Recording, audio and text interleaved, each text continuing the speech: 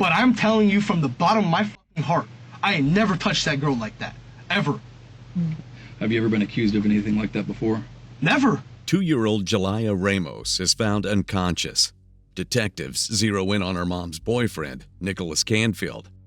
But did he do it? You're holding out on information that you're not giving. I swear on my life, I never touched that girl like that. Investigators have made some alarming connections, but Nicholas insists he never did anything wrong. What do we think happened? Why is she right now clinging to life? I've told you literally everything. On my life, I've told you everything. At some point, you just have to be a man. The fact that, you're talking about your time being wasted. This girl's 2 years old. On the afternoon of April 29, 2020, police were called to a suburban home in North Fort Myers, Florida. When they arrived, they found Jalaiah Rose Ramos lying unresponsive inside. The only adult in the house at the time was Nicholas Canfield, the live-in boyfriend of Jalaiah's mother, Jasmine Rivera. Nicholas, who goes by Nico, told 911 dispatchers and officers that he had briefly left Jalaiah in the bathtub while babysitting her and her 2 older siblings. When he returned to the bathroom, he found Jalaiah face down in the water. After trying and failing to resuscitate her, he called 911. Jalaiah was still alive, but in a terrible state, and she was rushed to the nearest hospital. It's time for investigators to look into what happened to Jalaiah, but the more they look, the more concerning things become. I'm going to be transparent with you. Okay. You've been really honest up until this point.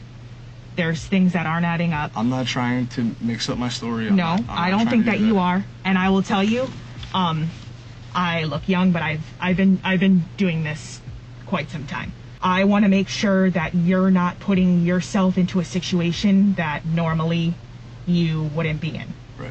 30-year-old Nico Canfield first met Jasmine Rivera in September 2019. At first, they were just talking, but by February 2020, they were officially together, and Nico moved into Jasmine's house in North Fort Myers just a few weeks later. Soon after moving in, Nico began babysitting Jasmine's children on his days off from work. Then, in March, he was fired from his job as a line cook. Since Jasmine's children had to be kept home due to COVID-19 protocols, the couple agreed that Nico would stay home with them during weekdays so she could continue working. Do you guys feel like you know each other pretty well after like a few weeks of knowing each other and then moving in? And well, now we were talking since caregiver? September, and then we started dating in Valentine's Day. So That's not a few weeks. We were together, talking for months. But you've been like the sole the caregiver of her children? Not necessarily. The way everything started was when I first started talking to her, I had weekends off so that I could have my son because of how his mother works. So I told her that because she told me that she didn't have anybody to watch them on the weekend because their daycare and school was closed, and she asked me if I minded watching them on Saturdays. So it wasn't for 3 months after we started talking, I want to say, or maybe 2 months after we were talking, that she asked me, do you mind watching them? And, I didn't mind watching them. So I said, that's fine. And, I didn't ask her for no money or anything like that. And at first it was just on Saturdays. And, then the coronavirus, and then, I was home more often and they're out of school. So I've been watching them more, but. Nico would later describe Jasmine's children as being rowdy and difficult to manage. He described how they would play very aggressively with each other. Specifically, the older children, including his own son, would hurt Jalaiah, the youngest child. And because he always had his hands full looking after them, he wouldn't always notice when they'd disappear into other rooms and cause chaos. He said Jalaiah, in particular, had a habit of hurting herself and being hurt. Which leads us to April 29th. The first phase of the investigation is about to begin, and detectives don't yet realize how horrifying the details will be. After Jalaiah is taken to emergency care, Nico is transported directly to police headquarters.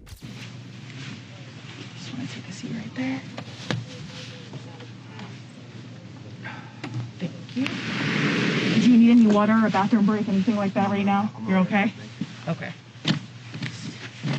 I Have you heard any update on what's happened? I have not. Once I do, I will keep you in the loop. Okay. So right now, why I'm here is just to gather some background information, obviously because you're going to be the one who has the most information for us. So Nicholas, before I talk to you, I'm just going to advise you of your rights. It's something that we do for all interviews. It's to protect both of us, okay? You have the right to remain silent. Anything you say can be used against you in court.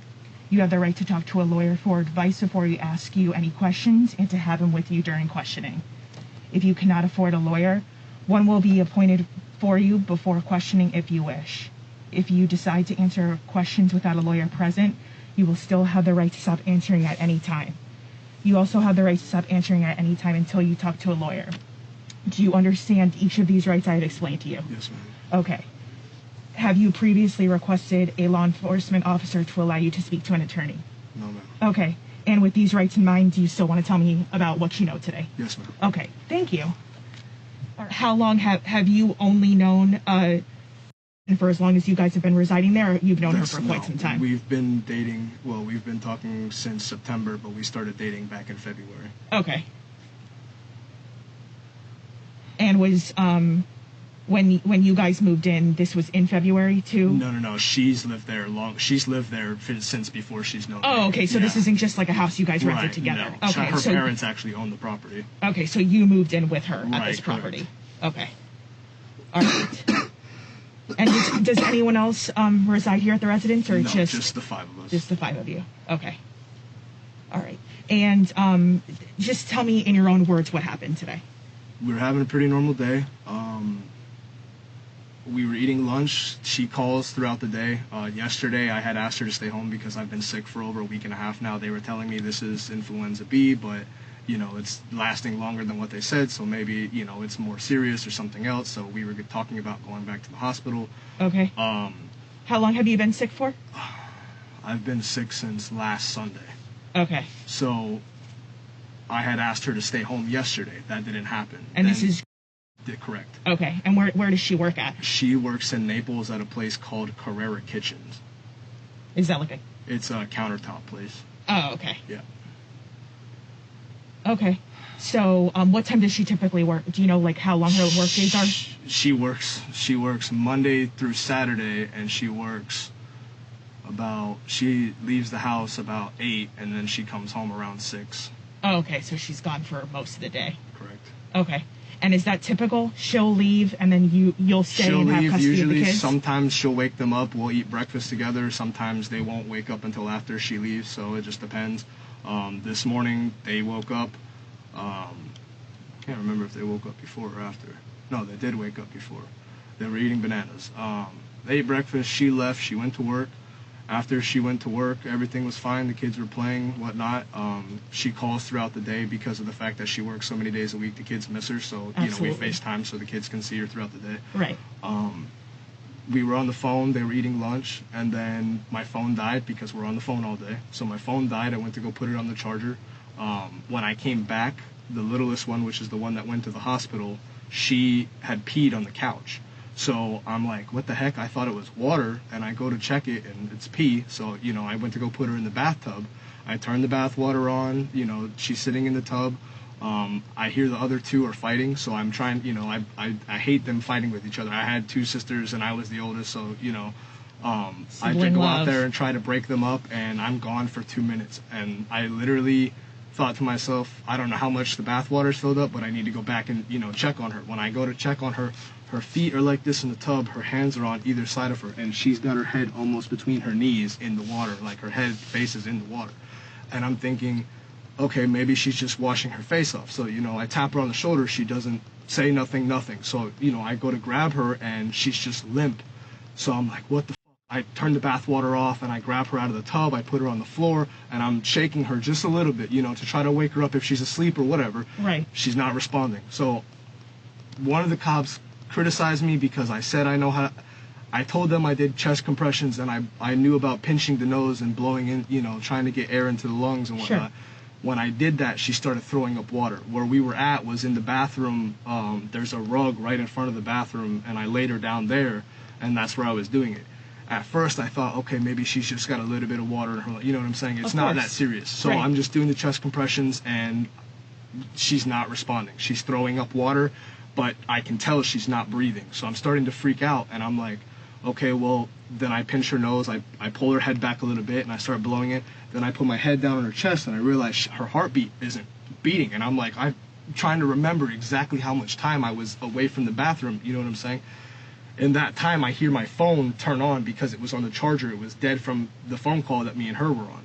So I run over to my phone and I call, and as I'm waiting for the call to pick up, I have the AirPods, so I just pop one in my ear so I can continue using both of my hands. That's a good So idea. I put her up on the bed, which they asked me why I did that. I don't know. I just, she's little, so I thought, Right. it'd be more comfortable for her. I'm doing the chest compression, she throws up more.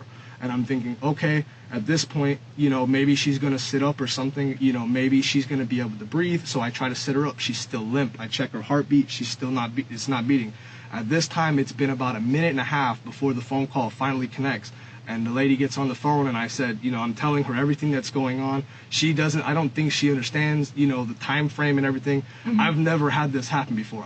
These kids are not mine, but I do have my own child, and I've never had this happen before with him. So Okay. I'm really starting to freak out, and I'm like, listen, I know what to do. If I'm not doing something right, you need to run me through it quick. I am very coherent. I can understand what you're telling me, but I need you to be fast because I need to be fast to help her. Sure. So she's telling me, do this, do that, and it's the exact same things that I was doing, the chest compressions as well as pinching the nose, elevating the head back and blowing into the mouth. At that time, I hear the knock on the door, and that's the paramedics outside. I let them come in, and that's pretty much it. Took over from there. Okay. How far along in like motor skills, speech, and things of that nature would you say that is it? How far along is she? It's tough to say, to be honest, because my son's 3 and she's 2. She's the youngest out of those 3, and my son's 3, and she seems like she's farther behind than my son is.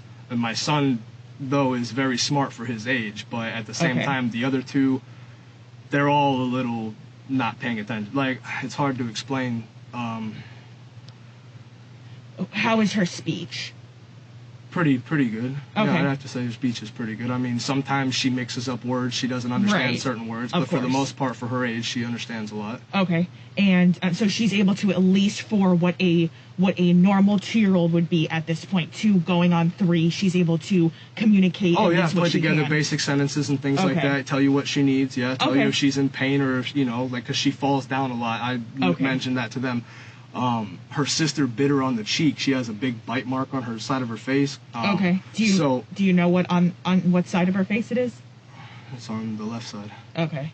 Notice that Nico brings up an injury on Jelia's cheek without being prompted by the detective.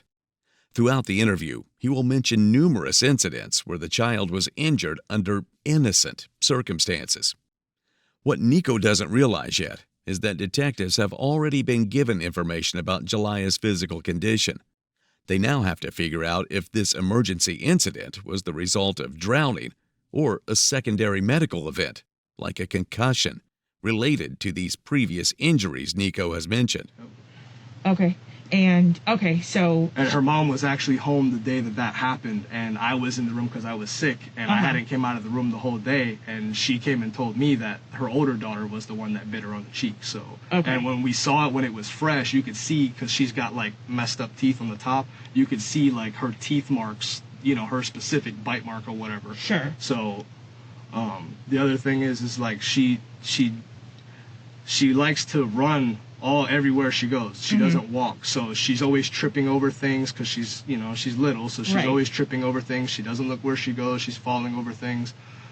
Earlier today, when I was getting their lunch ready, she had went into her mom's room, which me and her share, and there's a box fan that sits like this. I have a dresser right here, and then I had a paintball gun up against the wall. Well, she went in there and turned the fan on and knocked the fan over on top of her, as well as the paintball gun, and between the weight of the two, she couldn't get up out from under there. And the fan was on, blowing on her and everything, and I thought her hair was getting caught in the fan. And I went in there, I mean, other than that, she was fine, but Yeah. You know. What, could you hear her, like, screaming? No, she wasn't screaming. No, like I didn't even know she was knocked down. She just was laying there, like, just let it happen. Okay. And what time was that at? That was, I made lunch about 12, so it was probably about 10, 15 minutes before that. Okay. That's another thing. Yesterday and the day before, she loves to, when it's nap time, instead of taking her nap, she'll crawl out of her bed, and they have a playroom, which is across the hall from where their room is, and she'll go in there and start playing with toys by herself. Okay. And we found her, she had a bruise on her finger. I don't remember which hand it was, but she had a bruise on, I think, the ring finger, where she had stuck her hand. They have a toy box that their dad built that has an opening lid like this, and it's made of wood, so it's pretty solid. Well, the lid came down when she had her hand on the thing and slammed on her hand. So okay. And how is she with pain? Does she typically cry out? Is she one of those that she's a little tougher? She'll cry, but at the same time, like, she'll come to you. She won't just stay where she's at if she can't. You know what I'm saying? Like, if she, like with the paintball gun and the fan incident, she was under it, so she couldn't get up. But other than that, like, if she gets hurt or when her sister bit her, she came and told her mom. So she'll come right to you and let you know something happened. Okay. And does anyone else typically care for the kids? It's you who's there, at least in the 8 to 6 correct time frame from what you told me. Who else is known to care for the kids? Just me and her, pretty much. And her, they went to their dad's this past weekend just for one night, but they haven't been going over there often because she's been making excuses. So okay. Do you know his name? It's the same last name as the kids. Okay.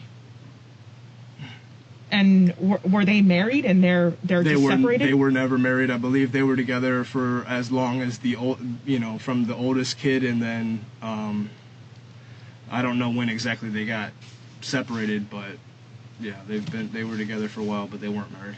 Okay. And how did you guys come to this agreement about the babysitting, where you would stay home? I was working, and I'm a chef, so a lot of restaurants have been closing down. I lost my job, and I was going to look for another job, but because the schools closed down, she had asked me, if I didn't mind, because before I moved in, I actually watched them on the weekends, because I had the weekends off because I watched my own kid. Okay. So I would have my ex bring my kid over to her house, and I would watch all 4 of them, and then she'd pick him up, leave. And so, there was kind of like a trust thing, okay, you're doing a good job watching them, so, it's going to work out that you do it this way now. Okay. Going back to the bathtub, when she goes to take her bath every day, who typically gives it? Sometimes she does, sometimes I do. Okay. Yeah. Oh, so it's split between. Yeah. I mean, usually it's only me if she's not there because she's gone at work. But usually if she comes home, sometimes she'll ask her, do you want to take a bath with me? And they'll go take a bath together. Okay. So does will play in the bathtub? Yeah, we keep toys in our bathtub and in their bathtub. We just recently got their bathtub to where they can take a bath in there, but they're still been taking a bath in ours. Okay. So now, is she at the stage where she can go from a seated position to a standing, even inside the water? Oh yeah, by herself. Yeah. Okay. And typically, do you give baths where it's just running until it fills? No. I asked her mom how much she preferred in the tub because my son's a little bit older and his, like you asked about motor skills and things, my son's a little bit more adept and stuff like that. So for me, I would fill the bath for him about this much, so he actually will go and swim around in the tub, but I don't leave his sight. And that's why I feel bad, is because if I didn't leave, then, she would have been gone for she wouldn't have been left alone for 2 minutes, and it's like 15 seconds could have made the difference, and that's what I was thinking when I made the phone call to the paramedics instead of her mom. That extra minute and 30 seconds it took to connect the call, if I would have called her instead, who knows how long, you know what I'm saying? I think when they finally left and took her to the hospital, that's why I asked you if you had an update, because the last thing that I heard was they actually got a pulse. So, she had nothing. And I mean, the paramedics, I didn't have my phone, but I would say the paramedics were there for 10 minutes after everything that I did before they left. So. Okay. Yeah. Well, you have to think too. On your end, you're taking care of 3 kids. Yeah, and I'm sick at the same time. Yeah, you've got a lot going on. So you have to see from the standpoint of, accidents can happen. Sometimes there are things that occur that we can't plan for. But you did the best that you could with what you had, especially the fact that you are ill, pretty sick. Yeah, but another thing was me and her talked about her staying home today. And the kids wanted her to stay home because she works Monday through Saturday. Right. She works from, she leaves and then she don't get home till 6, and then sometimes we have to go to the store, so that's an hour that we're out, not, them spending time together. Sure. Whatever time it takes to cook, and then eating dinner, and they go to bed by 9:30 if they, if they've behaved for the day. They only get 2.5, 3 hours with their mom. So, Yeah. They didn't want her to go to work today either, but... So what was the discussion on that? Because I was sick. We talked about her staying home yesterday, and she was like, I really can't stay home because I have to work. And, then today the kids were telling her too, which I had a part in getting them to try to, swindle her into stay home, but it didn't happen. And then she was telling them, oh, I'm going to talk to my boss and see if I can come home at 2. Well, then that didn't happen. Well, I don't know what happened, but from there, I don't even remember. It was this time that it happened, and then I didn't get to call her. Like, Okay. the phone ended when we were eating lunch, and then from that time, I called the paramedics. As soon as they got there, the cops told me to hang up the phone with the dispatcher, so I did. My phone was in the bedroom still on the charger, which is still at now. So I didn't get a chance to talk to her, and then they told me that they would notify her themselves. Well, then she blew up my phone. After about 20 minutes of them leaving and everything, she started blowing up my phone, and I felt bad because I'm like, okay, well, I don't know if she knows and she's calling me to tell me that I'm a piece of shit, or if she's calling me to, I don't know what she's calling. Right. I haven't even Absolutely. spoke to her still since. Oh, you still I haven't? haven't, no. I have no idea, and I believe she's at the hospital now. Okay. Her ex's brother, because they live together, he came over right before I got brought here, because I don't know if he was going to take the kids to the hospital or if he was just going to take them over there. I don't know. How did they find out? I'm assuming that she called the brother, and I'm assuming that her ex was still at work and that the brother came, to see what was with the kids, But again, I don't know what is in anybody's mindset right now because I haven't talked to anybody. Right. Yeah. Well, when you're done, you'll be able to talk to them. And then this is Johnny's. Where does he live at? Apparently close. If he's able to. I don't know how to describe. He lives about 10 minutes from where we live. Oh, okay. I So don't know it's exactly. not walking distance. Right, It's driving. No, yeah. Okay. No, but Johnny wasn't the one that showed up. It was the his brother. Right. Right. Okay. I just wanted to because you said they live together though. Right, Johnny. yeah, okay. yeah. Right. Okay. All right. Okay. So her balance was good. Her Oh, yeah. equilibrium wasn't Everything, off. It didn't appear like she was suffering a secondary medical event No, based ma'am. No, on ma'am. based on the injuries that she had. Okay. And she refused at least medicine, but did she say any other part of her was injured or that No, was hurting? that's the thing because she's got so many bumps and bruises on her. I always ask her, hey, where did that one come from? Hey, where did this one come from? And I asked her, do you want any medicine every time? Do you want some medicine? Do you want a Band-Aid? What do you want? And usually she doesn't want anything. She just Okay. wants to be sent on her way and go back to messing something up like that. But Have there been any other instances of things that have occurred that have been like this, especially towards that you can think of? just really the sticks and the balls, them smacking each other with the sticks. Other than that, not much. Okay. And those are the two older ones are able to Yeah. do that. Oh, yeah. Are they rather aggressive with Julia? I mean, they're loving, Yeah. they're loving, but they have their moments where they throw a fit, and then it's like they're little demons. They don't give a fuck who Right. you are. Like, they'll Yeah. just start smacking shit. I think that's it, this age range in general. I think that's the Well, That's they're all almost 1 year difference, which right. that's a little bit weird, but Yeah. Now, what about the discipline practices for you? I know you said you kind of have the old school mentality. That she'll you spank don't them. She'll spank them. Okay, She'll so- spank them in the, if they talk back, she'll smack them in the mouth. If not hard, just a little tap. But, Right. if they're not listening, she'll pick them up and move them to where they need to be. Okay. If she's here and there, Yeah. but she has her moments where she gives in and she just, they're not listening. Right. They just not listen and go on for an hour, Yeah, they're 2 having hours. a bad day. So yeah. How do they typically respond to the discipline in the home when it comes to that? For the most part, the only two things is 5 minutes on the bed, unless whatever they did is worse, then it escalates 5 minutes and 5 minutes until you learn your lesson, or the holding up the wall. Nico makes a reference to holding up the wall, an old-fashioned type of corporal punishment where he would make the children kneel on the floor while facing the wall with their arms outstretched. He claims this was the only style of strict punishment he used against them, But court reports will reveal that he was lying straight to the detective's face. And what's the bad thing? Beating on each other, talking back. If I ask them to pick up their toys. No, I mean, like, what do you do? Like, what does that mean? Like, do you, like, when you said on the bed, do you mean they go on there? Yeah, I'll have them sit on their bed and they'll sit there for 5 minutes. I'll turn the light on. You know, don't play with any toys. Don't do anything. Just sit there. I'll come and get you when you're done. Okay. And, you know, there's been instances where, you know, most of the time they'll sit there. Sometimes if I don't come back in exactly 5 minutes, they fall asleep. Yeah. But, you know, there's instances where I've came back and they're not in there. They're in the playroom. Because literally it's like from that door to this wall, that's how close the playroom is to their room. Right. So, you know, they'll sneak out. I mean, both doors are open. You ain't going to hear them walk from room to room. Yeah, They absolutely. tiptoe in there and start playing with toys. And if I go in there, okay, now you're going to sit in your bed for another 5 minutes. Right. Okay. They hate that. They hate that. They hate holding up the wall. Okay. Well, now I'm going to ask you this, and I don't want you to, obviously, you've been great with me, and you've been super transparent. I just don't want you to take any offense to it, but I am going to ask, do you or anyone inside the residence, have you ever had any form of domestic disputes, No, domestic violence? Me and her don't even argue. Okay. We have not had Yeah, any, you guys seem like you're really confrontation or of any cohesive. kind. Yeah. Okay.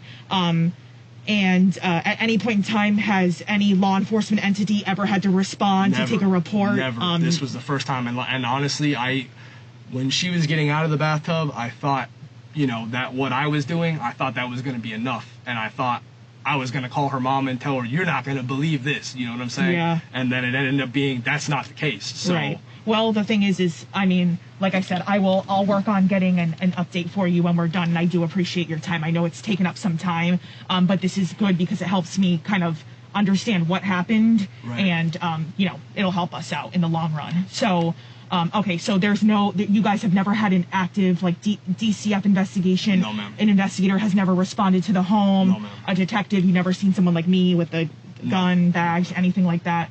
Okay. Do you know if what their I have no idea what their past is. I don't know why they stopped talking. I don't know. Okay, so I know she's nothing. never discussed that with you? Nothing. And I've Okay. told her my whole past with my ex, and that's a little bit weird, but Okay. Do you know how long ago was it? I know you mentioned that they were at for one night, but they were there this past weekend. They went on Saturday and they came back Sunday morning. They went Saturday about 5, 6 is when she dropped them off. I didn't go because I wasn't feeling well. Okay. And then I think we picked them up the next day around 2. Okay. And when you dropped them off and you were able to see them prior, did you notice any injuries, any complaints, any ailments, any strange things that were on their body, burns, anything like that? No. The only thing we did notice was her son had little dots all over his face, little red like pinpoints, and I was like, are those freckles? Because I didn't notice it on him first. I noticed it on, but hers have gone away, and they were only there for like a day. And I mentioned to her, I pointed it out. We were on FaceTime. I said, you know, did you notice these little dots? And she was like, yeah. I don't know what. Maybe their dad gave them something that, you know, they had allergic reaction to or something. And I was like, yeah, but how bad of allergic reaction can you have and just have little dots? You know what I'm saying? You noticed that after the day after they came home. Okay, Not so the day they came so home. Monday The day after, instead of Sunday. because I was so sick, I was trying to limit my contact with them. Sure. Now, have there ever been any concerns about what did you say his brother's name was? Is it also? I have no idea. Okay. I've actually barely met either of them. Okay. They could, every time he comes, because he doesn't have a license, his brother drives him over. So they came over before they went to their dad's house. They came over to our house Easter, and then they came over once or twice before that to see the kids, drop off a couple little gifts, and then they were there for maybe 10 minutes. And then before that, it was his birthday, which was the 21st, was the last time before then that he came over. But he doesn't show up frequently, and anytime she asks, I mean, if she asks for money or financial help, he's all for it. But, you know, if she asks when's the next time you're going to come see the kids, it's like, there's never either a definite answer, or even if there is, then something comes up last minute and he can't show up. And I mean, the kids have told me, like, when I put them to bed, the kids have told me, hey, I miss daddy. And I'm like, listen, I know you miss daddy, but, he's working. Like, as much as I'm the next person in line, taking his place, those are still his kids. And I tell them that all the time. They've told me once before, you're not my dad. And I'm like, look, I'm not trying to be your dad, but I am trying to be your friend, Yeah, absolutely. Yeah, you do a good job with them.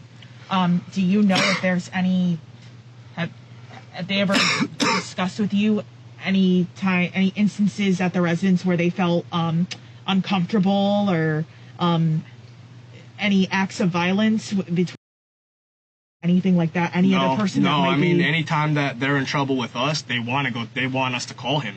Okay, as so if they're he's not going to be afraid of Superman going or over something. there. Yeah, no, they love getting whatever time they get to go over there. Okay. Have there ever been any concerns about people going in and out of their residence who they don't know? I have no idea. I know there's a lot of people that live there, and I know it's a one-bedroom apartment. Like, when they went over there, she told me months ago, whenever he moved in, because he was with somebody else, and apparently he broke up with the woman he was with, trying to get back with. However, me and him weren't together at the time. We were talking, but we hadn't officially started dating. Yeah. And she told me, that he told her he loved her and all this and all that, and he told the girl he was dating at the time all of that same stuff, and that lady kicked him out. So that's how he ended up living with his brother. But from what I've heard, it's his brother living there, his brother's wife, and I think 2 other people, and it's only a one-bedroom apartment. I know that sleeps on an air mattress in the living room, and I asked her before she sent the kids over there, I said, where are the kids going to sleep if he's sleeping on an air mattress? Oh, he bought another air mattress for them to sleep on. And I'm like, they want to see their dad, I didn't have the greatest childhood growing up, I know sometimes it's tough, but... Now, do they have internet access there? Yeah. To the... Yeah. Do you guys get to monitor, like, what they, what they go on? She's got full control, because we just got it the other day, so she's got full control over the different things, but I don't have the password or anything like that, so... Okay. She set time limits on the tablets. I set one on because their grandmother bought one for one of them, so the hand-me-down one, and when she got it, it had all of stuff on it, so I changed it around for her and put games on there and stuff for her, and on hers and the rest of the 2 I put bedtime timers, so at 9 o'clock none of the tablets are going to work because they go to bed at 9:30. So the only reason why I'm asking is obviously because we've gone through everything. I'm just trying to rule out there's no abuse, there's no concerns of any sexual activity, especially because young kids, obviously you and seem like you're very squared away parents. However, I've never met other people. That's the thing. You pulled into the place across the street about 20 minutes, 30 minutes before they drove me over here, and I thought he was finna come over there and beat the shit out of me because he didn't say a word, and the only thing I know is I seen him, put his head down like this a lot, and I'm thinking the worst because, I can't talk to him. I mean, I don't even know him like that, but I wanted to ask him, do you have an update? Because obviously she called you because you wouldn't know if it wasn't for her. Sure. But they seem like they're nice I mean, when they've come over, as much as you wouldn't want to talk to the next person that's with your ex, they've been pretty respectful to me. So. Okay. And when on the topic of what we were just talking about, has there been any signs of the kids possibly looking at browsing anything on the internet? No. Anyone showing them anything? No, it's all parental lock. Okay. She's got all that stuff. Yeah. It's just a box to check off just to ask you. Are there any other injuries that you've noticed that we haven't talked about, or that you noticed during this incident? She has a burn on her leg, and it's from a hot glue gun. When it was like the first week that I moved in, I want to say maybe the second week, I was changing her diaper, and my son came in the room because I left the door open. Mm-hmm. So he comes in the room, and what were we fixing? We were fixing something she asked me to fix, and the hot glue gun, it was the day of his birthday. We didn't have any tape, so I was using hot glue to freaking put the wrapping paper around the presents. So I had the hot glue gun on the wall plugged in, heating up. My son comes in, doesn't say a word, picks up the hot glue gun and starts coming towards me, and I didn't even know he was in there. And I moved away because I didn't get the wipes out. I grabbed the diaper, didn't get the wipes, so I'm looking for the wipes. He went over there and squirted hot glue on her freaking leg and burned a freaking line like this long on her freaking leg. This is who did that? Yeah. Okay. Like, I called her and FaceTimed as soon as it happened and, like, you know, showed her everything. Yeah. And she wasn't even at work that day. I think she went to the store, and then she came back and she saw it, you know, and we, you know, I mean, it wasn't bleeding. It blistered up. We put a Band-Aid on it, you know, put some, I forget what that is, but it's like ointment cream for, you know, skin burns and stuff like that. Put some of that on it, and I mean, it's still there. That was the 21st of March. Okay. Was that the only incident that you saw between and her that day? For that incident, but other than that, the only other thing was that one bite mark the one time, but I don't remember exactly what day that was, but I know for a fact that was on her birthday that happened. But in that sense didn't bite that one, right? That was just the hot glue. That was okay. Yeah. Remember, and I'm glad I remembered the Chewbacca mask, because that would have been the only thing that I forgot. But no, that's about it. Is there any other thing that we haven't talked about that you think might be important for me to know? Something that might seem small and minute to you might be something that's very important to me. So I know you've been good about, you know, coming across things and letting me know when we go over them. Is there anything that we, you know, I would have to say no. The pool incident, the mask. Oh no, there is one other thing. Right before his birthday, I bought him Nerf guns because I didn't know if his dad was going to get him anything for his birthday. Okay. So I had a little bit of money left over from when I had been working, and we went to the store, and I bought him a Nerf gun, and I bought myself a Nerf gun. That turned out to be a very bad idea, and that went out the window very quickly, because when he came home, not only did the one that he shot me with hurt me, he started shooting his sister with it, and we're talking about, and he actually shot her in the eye at one point in time, and she had a black eye from the dart. Like, those things are powerful for little kids. But that actually would be the last and only thing that I did forget. Okay, that was on Christmas? That was right before his birthday. His birthday was the 21st of March, so I would say a couple days before that. A week max. I'm sorry. Oh, you said you got them for it in December, but this happened still in March? No, I got it a couple days before his birthday. No, the other incidents was me buying another one for my son. Oh, I got you. Right, that was irrelevant, but I was just saying. Okay. I guess I'm just concerned a little bit because she's presenting with a great deal of injuries on all stages, and it seems as though is a little bit rough with her. Do you know if they spend time, like, completely alone? Do you know? For the most part, now that he has his Xbox, he doesn't do anything else. Like, he doesn't ask us for our phones. He doesn't, which that was a big thing. Before he got he had his own tablet, and had a tablet that stayed at her grandma's, and she went to California a couple days before all the coronavirus stuff broke out, and when she came back, her grandma sent her with a tablet. Okay. And she also bought a new tablet. Okay. So that was when she got the old tablet. So all three of them had their own tablets, and when they got them, you know, before that, they were asking us for our phones every 5 minutes, and I was like, listen, you guys have tablets now. You guys can download whatever you want. You can play whatever you want. You can have it all day. I was in the morning or at night before they went to bed, I'd ask them for all their tablets. I'd go put them on the chargers, and I tell them, when you wake up in the morning, if you get up before I do, or, you know, if you get up and we're not up, you can go play your tablets, you can go watch TV, you can go do whatever you want, but it's going to be charged, you know, because they're not smart enough to plug it in without breaking it, so I did it for them. Right. But then, you know, since he's gotten the Xbox, now it's like he don't care about nothing else. Like, I haven't even seen him ask for his tablet or anything like that. Okay. Do you find that they're far enough along where they're beginning to be a little bit curious? Have you ever walked in on the kids playing doctor or No.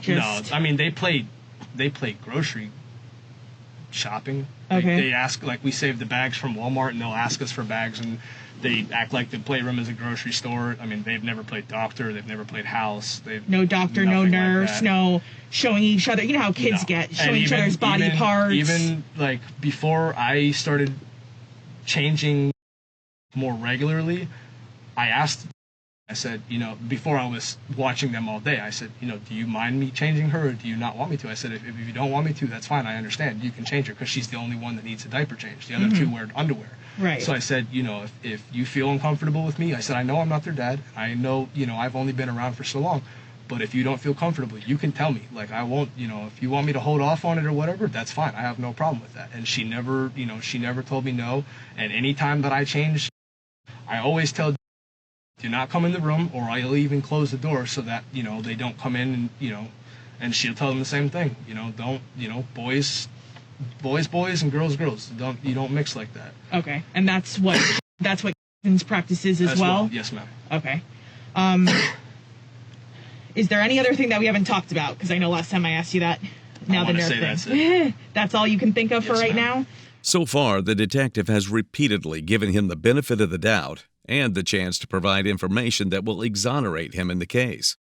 But Nico's story isn't adding up, for a number of reasons. What he doesn't realize is that they now have medical reports and statements from members of Jelia's family. Now she's going to be specific about what they're dealing with, and it's going to turn up the heat on this suspect. Well, Nick, I want to tell you, I definitely appreciate your time today, and I appreciate all the transparency and everything that you've helped us with, but one of the things I do want to talk about is we were able to talk to Jasmine. Okay. And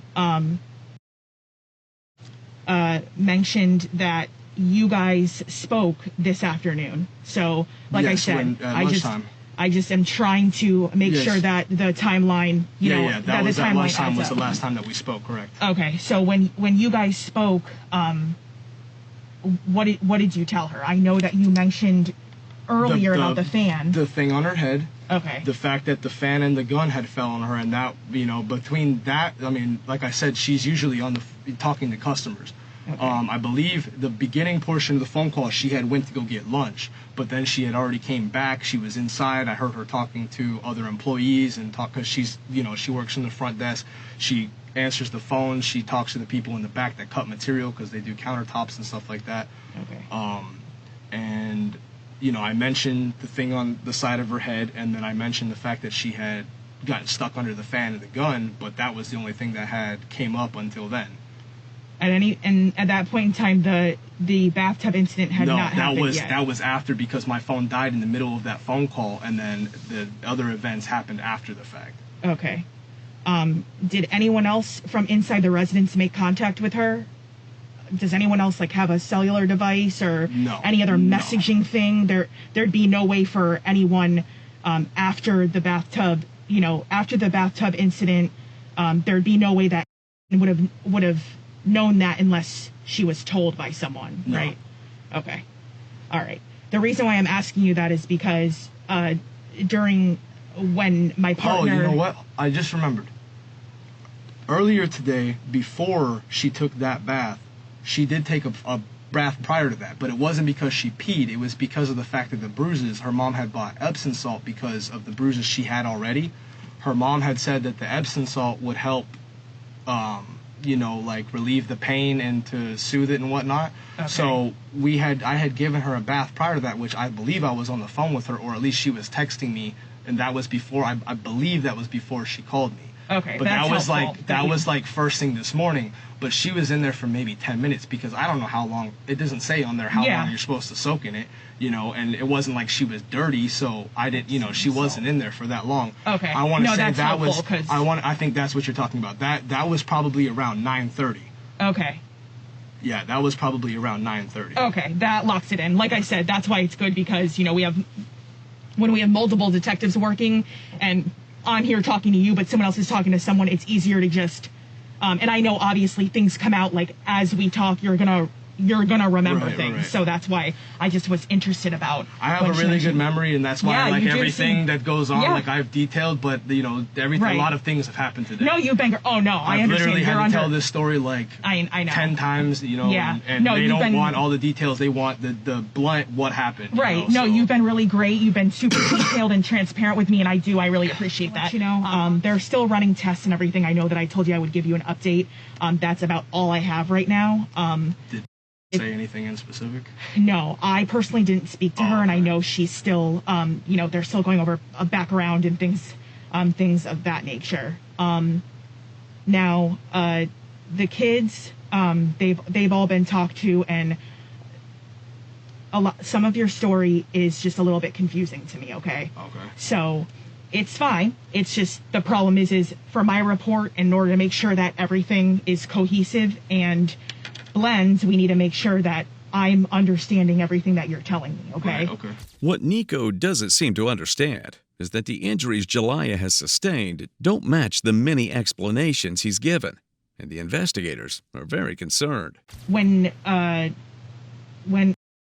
had her accident on the couch, right, were all the kids there? No, they were in the playroom. They weren't even in the living room. Okay. Right. So when you were inside that room, or the living room. That's in the living room? Right. Okay. Now, so it's just you and... Right. Okay. I wasn't in there when she peed on the couch. I came Okay. out after she had already peed. How did you react? Like, tell me, when everything happened, and I get it. I know emotions are high. We've got the COVID thing going on. Kids, let's be honest.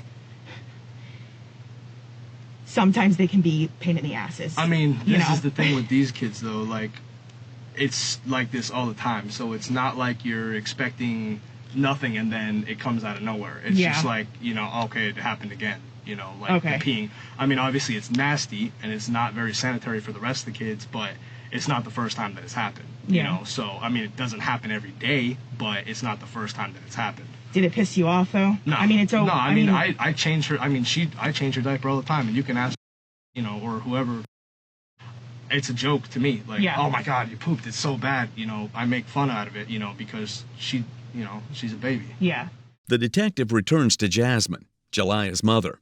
Jasmine has claimed that Nico called her much earlier in the day to tell her that Jalaiah had hit her head in the bathtub, which throws his recollection of events into question. So 9:30 happens. That's when you have your first conversation with.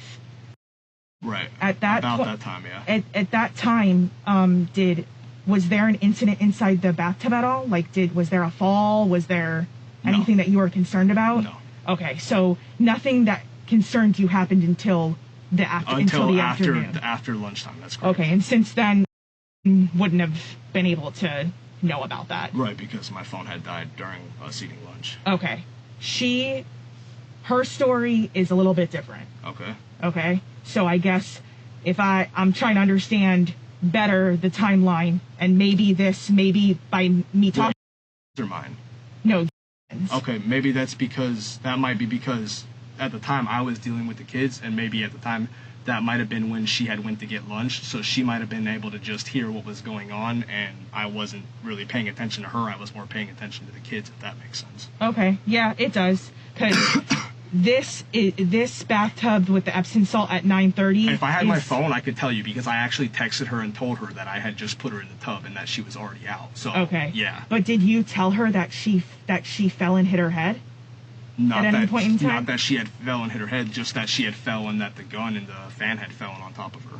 Okay. Yeah. Because she seemed to know about a bathtub incident. She knew about a bathtub and hitting her head.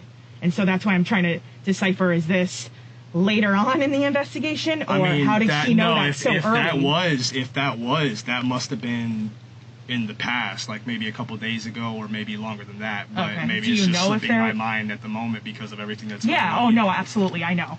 Do you know of any other? And I want to put it in better words. I don't want to say that each time that anything happens to her or the other kids that it's dismissible or irrelevant or any less important than the last time, but it happens as often as it does that it's like you can't keep up with which one is for what. Yeah, I get what I'm it. saying? Oh, absolutely. It's one of you. It's three of them. They're rambunctious. The oldest one is 6. I don't even know how. I mean, to be honest with you, I give you a lot of credit because I like talking to you here now for the last few hours. Well, the kids, when they were interviewed, they had mentioned that they're kind of the way that you picked up was when I took her out of the bathtub. That's probably what they're talking about. I was shaking her a little bit because I I didn't know if she was coming to or if she was breathing or what. They were in the room when I was giving her CPR and on the phone. I don't know if you remember. I told you. Yeah, I do remember that. But what about when she first had her accident on the couch? That's what they were referring to. They weren't even out there though. They weren't even out there in the living room. They had already went into the playroom. That's the thing I'm not understanding. Okay. All right. Well, I know you have to understand too. They're 5 and 6 year olds. Yeah, I get it. So it doesn't, you know what I mean? We have to, not that we discount what they say. No. It's Yeah, just I completely understand. It's just that's what they made it seem like. The way that you grabbed was with some sort of force, and that's why I'm trying to understand is if you did. No, I'll clarify. Even with what they're saying, they were not in the room. And if you talk to their mother or whoever is there that talks to their mother, they can ask her. Sometimes they fib on things. Okay. Sometimes they don't. They even if it's a serious time with us, sometimes they don't tell us the full story. Okay. So that's something to take into account. First of all, with that being said. Yeah. But again, they were not in the living room at the time. They were in the playroom, so they didn't see me pick her up. They didn't see nothing. I mean, they may have heard me say, "Hey, let's go to the bathroom," but other than that was it. That's what I was thinking. Like when I did go into there, I did yell because of the fact that I saw her, over in the water. I did yell, and I was yelling because I was freaking out. So if they heard me yelling or something like that, that's understandable because that's true. And as far as me grabbing her forcefully, they weren't in the living room to see how I grabbed her. And I know I grabbed her from under her armpits because in any other time that she's either peed herself or made an accident or whatever, that's how I grab her. In my mind, I'm not going to get pee on me, and I'm not going to get pee on anything else. Oh, yeah, absolutely. But, I will admit, yes, when I got her out of the bathtub, I did shake her a little bit to try to get, to get her sure to come to, or however you want to put that. Yes. Okay. Do you believe that we're on your family side and that we want to help you guys as much as possible? Yes. I think I've been cool with you. Okay. When right now, how you and I are talking, I just want to make sure that it's important that you tell me everything. Yes. And being transparent as you have been is very good. It's when things start teetering off, and like I said, not for a second do I not believe you or do I not think that you're an outstanding parent. I will tell you that there are some little holes that aren't adding up, and the reason why is because on the first time we talked, you had when the kids had eaten and you put in the bathtub when she had her accident on the couch, you just said that they weren't in the living room, but they were in the living room before because they were eating lunch in front of the TV, they were playing the games. That's when I noticed that had the thing on the side of her head. Right. At the same time, I was still on the phone with their mom, and I had taken her into the kitchen, turned the light on so that I could look at her face, and I had told her mom, oh my God, I don't know what this is, and I couldn't for some reason think of the word swelling or whatever it was. Yeah, you've got a lot going on. And that's when I had told her. Then I brought back because she had said she didn't want any medicine. I don't know if you remember that part of the conversation. Yeah, but this is way before. I'm talking about fast forward to, we're fast forwarding now, try to bring yourself back there. Okay. Right now, we're going to the couch. Right now, has had her accident. Okay? Right. I had taken the plates after they got done eating. Right. The older two left the table. They went to wherever they went, either the playroom, their bedroom, wherever. So they left, and then they went into another room. Correct. And that was after we had gotten done eating, before she peed on the couch. She was still sitting at the table when I had left to go throw the plates away. When I came back, she didn't have a diaper on, and that's when she had peed on the couch. Okay. But then when you bring her from the couch. The couch to the bathroom, and then when you started screaming, or when you yelled and they freaked out, yeah. Right. Where were they coming from? They were either in the playroom or the bedroom. Okay. Because in my mind, when I had taken her to the bathroom, and this is in any other day in the same, I do things by priority. Right. At the time, the other two are not doing anything. This was before they had started fighting. They weren't doing anything. They were minding their own business, playing, doing whatever. And I thought to myself, okay, she just needs to be cleaned, so I'll put her in the bathtub for a few minutes, and we'll get her cleaned up. She'll get another diaper. She'll go back out and play. So when you heard them fighting, then what did you do? That's when I had left the bathroom, which again, I had just turned on the water, just put the plug in. I left the bathroom, and they were in the playroom. When I went in there, I had asked them, what are you guys fighting about? Oh, she has my toy. She won't give it back. I said, okay, you guys want to fight over the toy, then you guys can go hold up the wall. That's at the point in time when they went to go hold up the wall. Now, when I had gone back into the bathroom, I don't know if they stayed at the wall, if they went back into the playroom, if they went to the bedroom. I don't know what they did because I was in the bathroom in the other room. I couldn't see because the bathroom is on the other side of the wall. So even if I looked out the door, the only thing I'm going to be able to see is our room. I'm not going to be able to see the living room. From here, I can see through this door and see almost the entire living room. Okay. Well, then I must have gotten confused because in the initial statement to me, when you left in the bathroom for the 2 minutes that it was, I went to go diffuse them fighting. But you said that you went to the living room where they were, and now they're in a bedroom. No, so that's just why I'm trying to make sure. They were in the playroom, as far as I believe. They were in the playroom when they were fighting. That's when I had put them on the wall to hold up the wall. Okay, I'm gonna be transparent with you. Okay. You've been really honest up until this point. There's things that aren't adding up. I'm not trying to mix up my story. I don't think that you are. And I will tell you, I look young, but I've been doing this quite some time. I want to make sure that you're not putting yourself into a situation that normally you wouldn't be in. Right. I will tell you, just because I'm a law enforcement officer, I have made my fair share of mistakes, and I am in no way perfect. If there is something that you are leaving out or that you think is minute, it is best to come forward now. No, I understand that. The only reason why I'm saying that is because you've got me here, but out there, we've got the house scene. We have people at the hospital. Right. We have multiple entities that are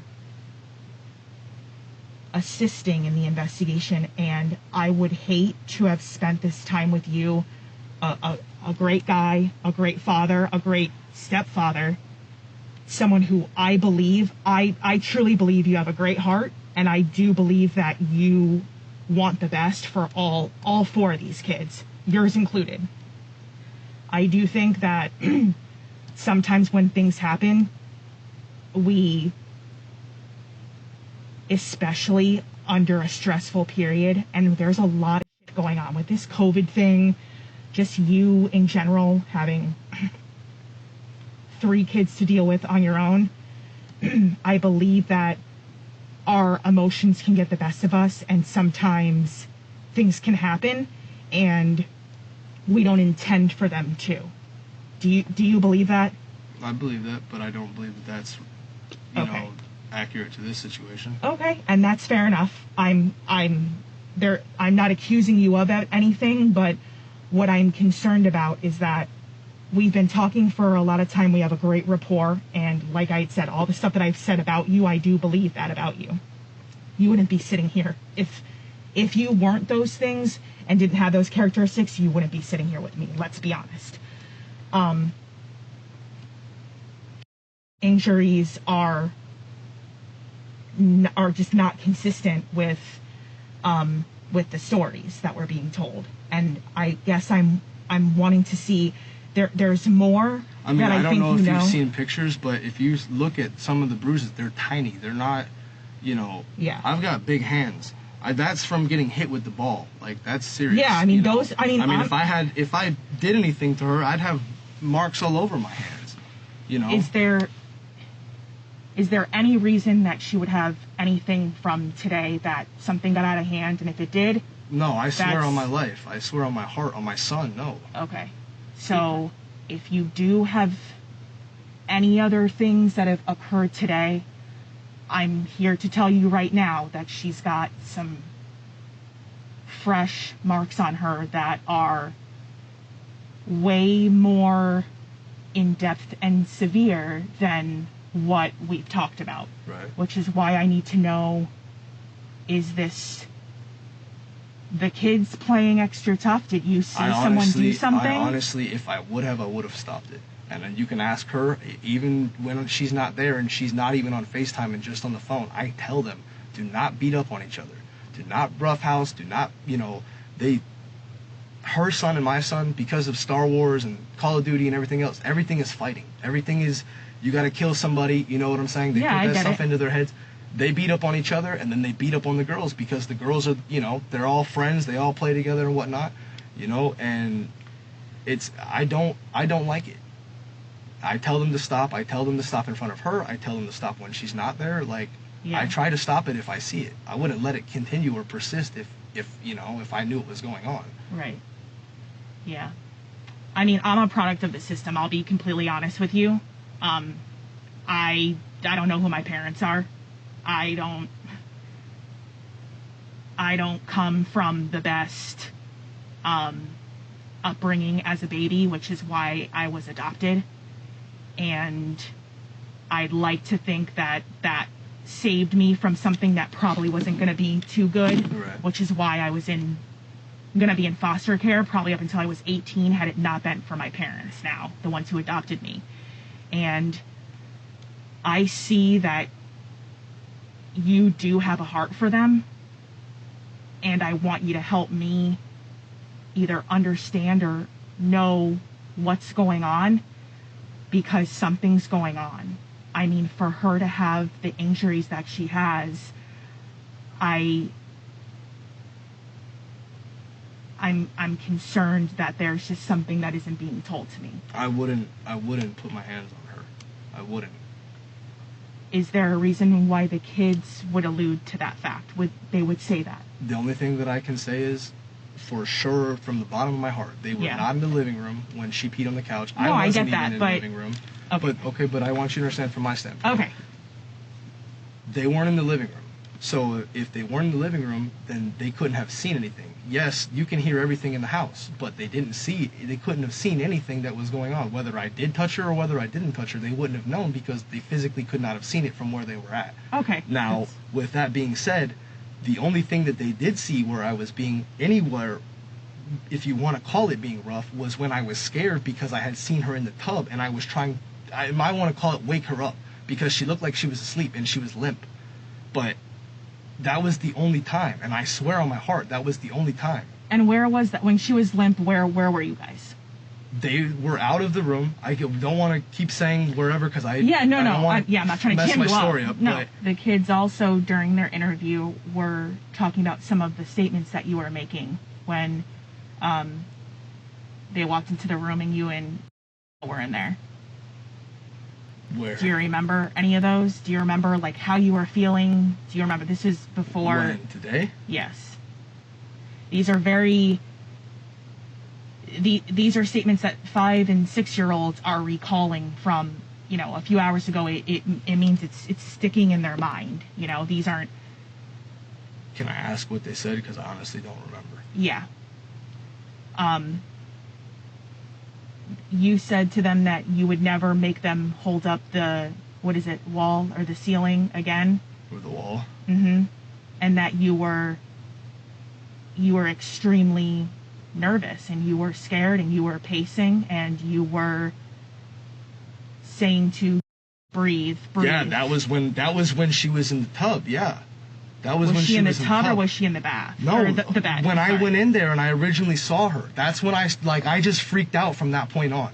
As soon as I saw her in the tub, everything else was not important. I went in there and I was. What would you be yelling to a 2-year-old if you're giving them CPR? Breathe, yeah. Yeah. Yeah. They seem to have really good recollections, which is why I'm wondering what I'm missing in between. Unless there's something, was there someone else who was in the house? No, I mean, it was it was definitely only you. Yeah. There was, it's not like a friend mom came was there. by. No, her mom was there this morning, and then it was me, and then, they went to their dad's the other day. That's the only people they've been around. Next, the detective is going to bring in her partner, who is focused on a very different and even more disturbing element of Jelia's case. You got it, buddy. Let me just grab the chair. Yeah, this is my partner, Chris. He's gonna sit with us for a little bit. I'll have him explain to you like where he works. He'll probably be able to enlighten you a little bit more on the medical aspect of things. Yeah, so Nico, I'm a detective minor, and I work in the special victims unit. Okay, so I deal with a lot of types of cases, but specifically a lot of them that deal with children. Okay. So they asked me to kind of review some things and go over it, and I have a lot of network and communication and contacts with a place called the Child Protection Team. So obviously our goal is to make sure that all children and everybody at the end of the day is safe and sound, and really just try to put this entire puzzle back together and figure out where things either went off the rails a little bit, what happened, and kind of paint that picture since we weren't there. Right, I understand. Okay, so There are some holes in the last few hours that we've been talking. You have to understand we have got multiple people in the field. We want answers to those questions, but we're not. Right, and that's where, I come to you because this is the point now where we want to have it all on the table. Okay? I've been over at the hospital. I've got guys over there still. Can I ask, because I have not heard of it, is she okay? Like, is she breathing? Right now she is still alive. Okay. There are some issues and some complications, so we're not out of the woods. Right.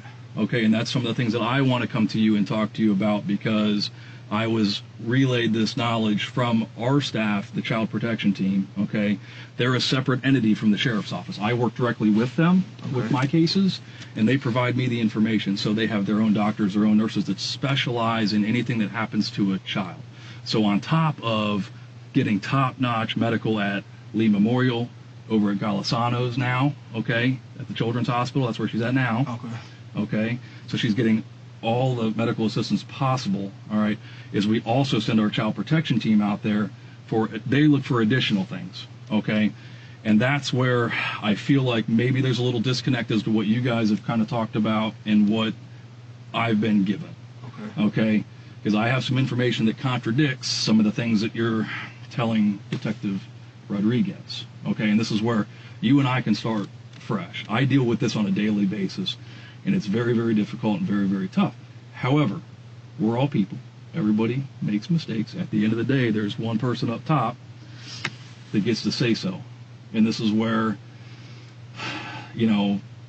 sometimes it's taking it off the shoulders and saying, I screwed up.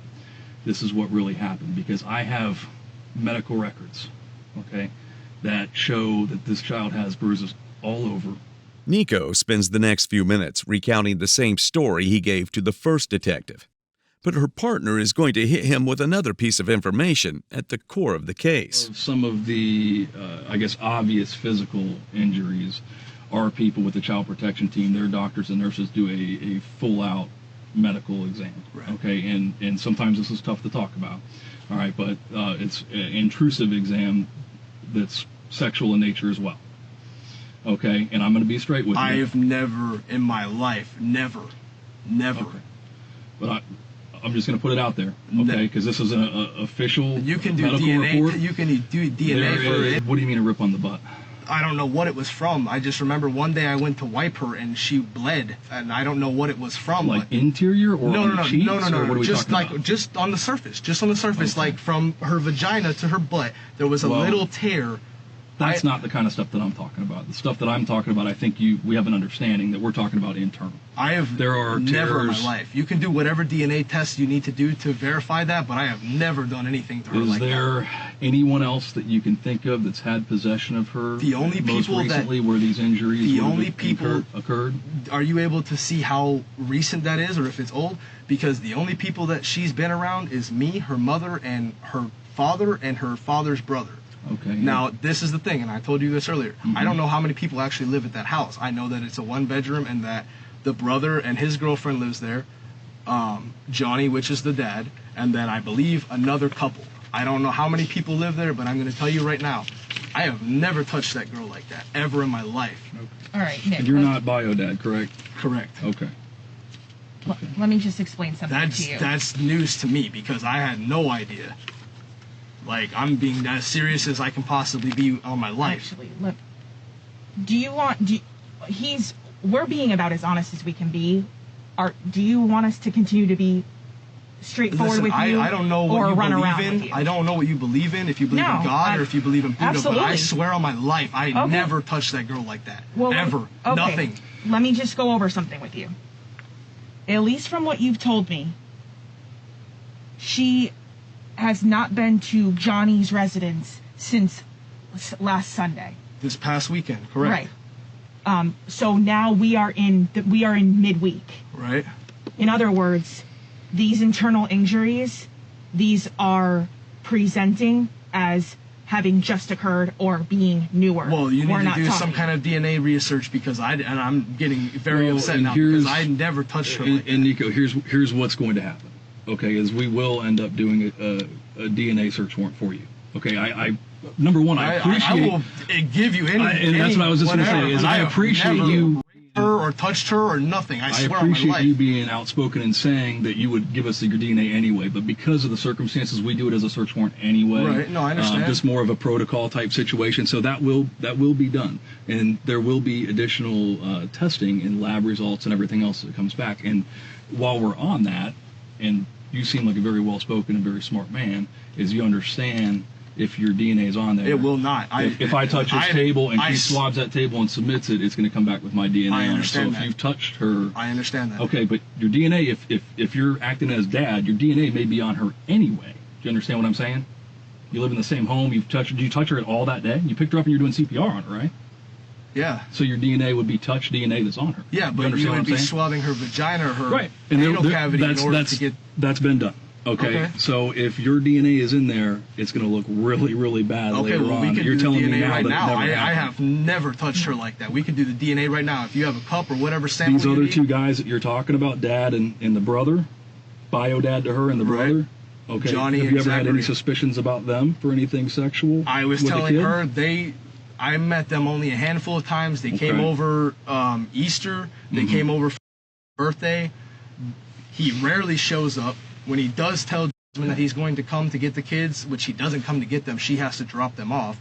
If he tells her, hey, this weekend is good, which he never does, she has to ask him, and then she has to drive them over and bring them back. And I told her this. When she sent them this weekend, she sent them with all the things he asked, in addition to a change of clothes and shoes, and he did not change any of those kids the whole day they were there.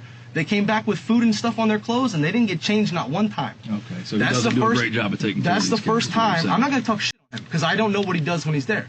You can ask this. When the kids came home, I asked the kids specifically in front of her, what did you guys do while you were at Daddy's house? And they all told me. We sat on the couch, and we sat in the living room. Daddy sat on the couch on his phone, and Uncle, which is the brother, was playing Xbox, and that's all they did. They just sat around. Sat around. That's all they did. I understand that has nothing to do with what you just brought up, but I'm just saying. When she was given back to you guys, was she complaining of any sort of injuries to that area, to the genital region at all? No, and that's why this is all surprise to me, because I would have assumed. She would have complained about it or said something, right? Right. I'm going to be up front with you right now, because I've spent the last 4 hours of my life with you, and I'm going to let you know right now. You're holding out on information that you're not giving. Have you talked to her mother? No, I have not. But I'm just saying, has already confirmed things in a sworn statement to someone that is contradictory to But what how do you I told know me. you're not just bullshitting me that? Because I haven't spoken to her since when we spoke at lunchtime. I'm not trying to disrespect you. I apologize. That's okay. Just let's bring it down for a second. Number 2, I want to go over these because how she's presenting it's really scary to think that she has been in both of your custody. And when I asked you about even bringing her for a medical review or anything like that, I mean, the Epsom she's salt was not presenting with my a idea. ton of injuries.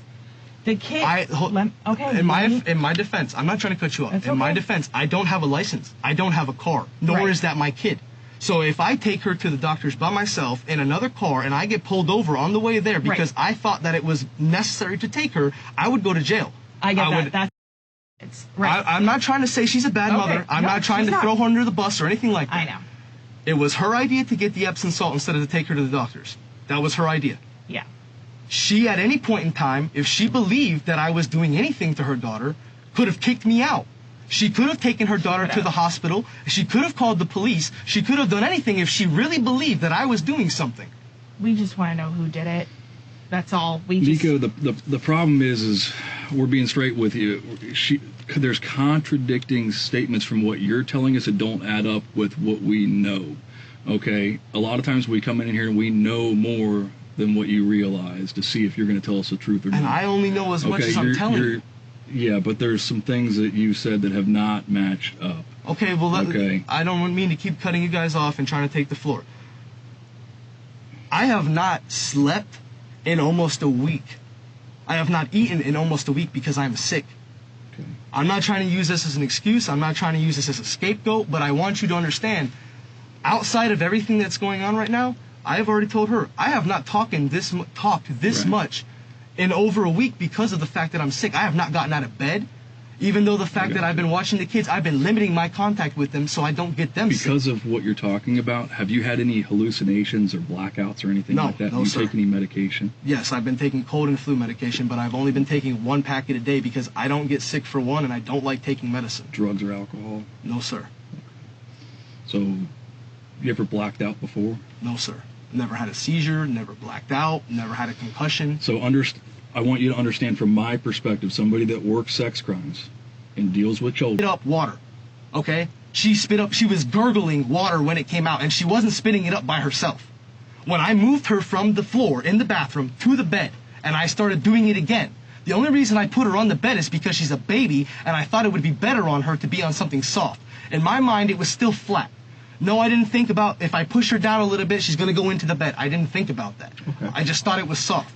Now, I'm going to say, again, you wouldn't take your child out if they were not breathing, or however you want to put it, and put them in clothes. The first thing that I thought about when they took her out was not only did they not put her on a stretcher, they carried her out by their arms like this, and she was like this, but she didn't have any clothes on. But do you think that it makes sense to stop and throw clothes on a girl that needs medical attention right now? But I'm just saying. I'm speculating about that portion. I'm telling you to understand what we're looking at is I'm going. I have a dude that was in a room with a kid. The kids were in there with me when I pulled her out of the bathtub. Did they watch you carry her from the moment to the tub? From the moment that I moved her from the bathtub to the floor.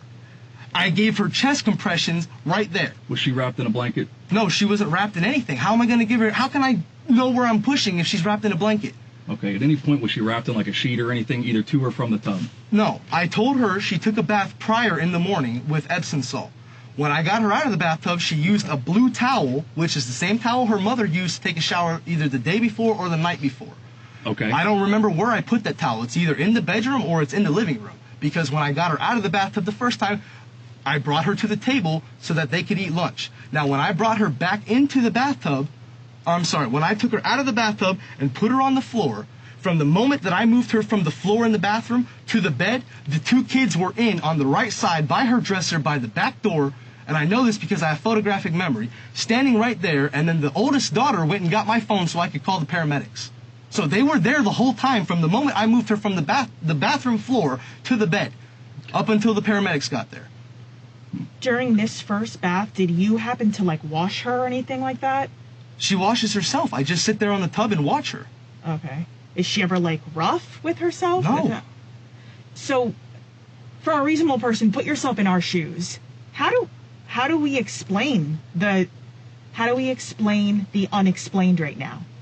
Just turn yourself for a second.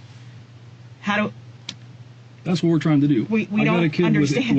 with injuries to her genitals, as well as a plethora of body injuries right now. Let me ask you something. We're trying to figure out. Did you talk to her mother? I already told you. I personally hold have on. not spoken And I'm to going her to give you mom. some information that I didn't give you. And I'm not trying to be disrespectful, but I didn't want to tell you because she didn't take her to the hospital, and that was on her choice. Okay. The same day, the 21st, which was birthday. March 21st? Yes. Okay. The same day that the hot glue gun touched her leg, it did also touch her vagina. And her mother knows about that. So if there was done anything to her vagina, it's because of that. Yeah. And listen to me.